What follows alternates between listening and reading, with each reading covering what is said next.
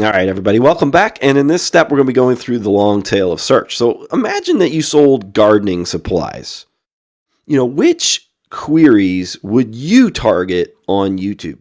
So we've got this woman here says, I want to start a vegetable garden because I want to save money on grocery bills. So you see that highlighted section there, save money on grocery bills. That's a query that someone might type in to a search engine. I want to start a vegetable garden because I want to cook with fresh produce. So there's a separate sort of context there. Cook with fresh produce, another keyword there. And then we've got this woman here. I want to start a vegetable garden because I want to spend more time outdoors. I want to get more exercise. These are also queries people type into search engines. Spend more time outdoors, get more exercise. I want to start a vegetable garden because I want to secure my own food supply. Another query there.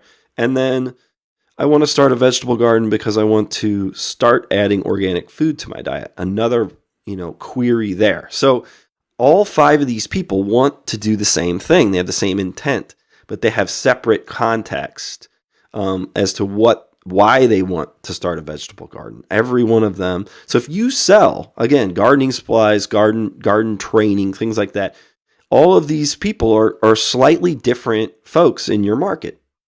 And the idea, the actual reality here is that, people search for things at different volumes. So, this might be this is completely, just an estimate here. But get more exercise. You've got a lot more people searching for get more exercise than saving money on groceries or adding organic food to your diet.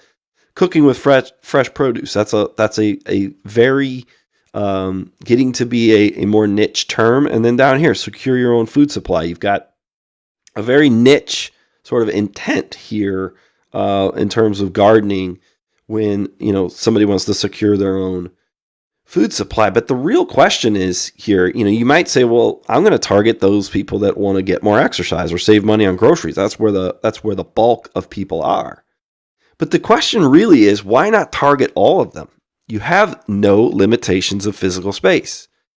And so what becomes a better question to ask is, which queries should you focus on? So should you focus on getting more exercise? Should you focus on those people that want to start a vegetable garden because they want to get more exercise?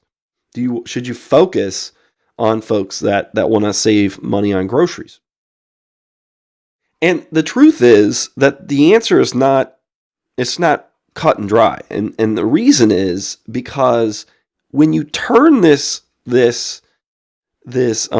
distribution of people searching for these keywords on its side, you start to see that there's a curve here. There's a curve that runs down and to the right. And this is called the search demand curve. And the way this works is that in the upper left-hand corner here, you have these these keywords that people are typing into search engines that are searched literally millions of times. So they're very, very high volume search terms. And as you move to the right, you get less and less volume. In other words, less and less people are searching, less and less number of searches for the keywords as you move further out and to the right, until you eventually get out to where you have, search terms that are typed in one time, per month or one time ever. And the folks that are searching around, the topics that are related to what you sell are the distribution of these search terms looks this way. There is a big fat head here, what they would call the fat head, the chunky middle where, people are searching these things fairly frequently. And then there's what we call the long tail. And combining the information that we're going to learn here in this section about the long tail with the idea that there is no limitations on physical space on your website is going to inform the way that we approach search marketing today. Because look at the distribution. The top 100 keywords as an average are searched in the aggregate far less than the long tail. In other words, the vast majority of the search traffic going on online is in the long tail and further out in that distribution. In other words, these terms are making up, over 80% of the traffic that is of the keywords searched online are out in the long tail. In other words, they are searched very, very, very infrequently, but they make up the majority of the search marketing queries that go on online. This is important to understand because if you remember our example where we've got, this person that went out and they started out, they searched a word like radio here, which is probably, one of these top 100 keywords, right? It's searched millions of times. Somebody goes on Google, they type in the word radio, or they go into Amazon, they type in the word radio.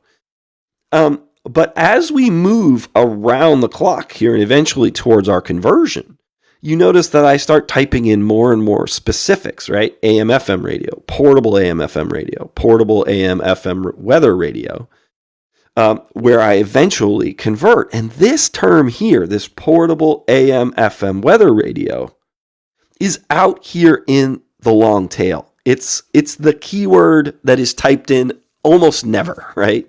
Or, once or twice or 3 times a month or something like that. Whereas this word radio is way out here. It's typed in millions of times.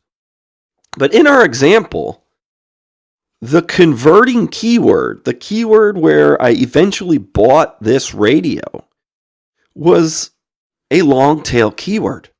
And this is important to understand that as we move further out in the long tail, long tail searches have low volume, but they do have some very, very, very important redeeming qualities. And that is that as you move further out into this distribution out here, you have lower competition and higher conversion rates.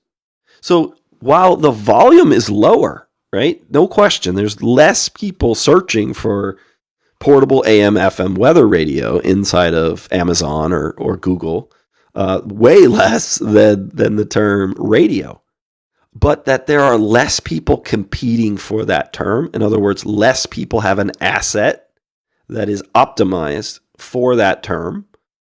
And the intent is so much more specific at the long tail. In other words, I really know what I want when I am searching for portable AM, FM weather radio. I am much deeper in the funnel. I am ready to buy.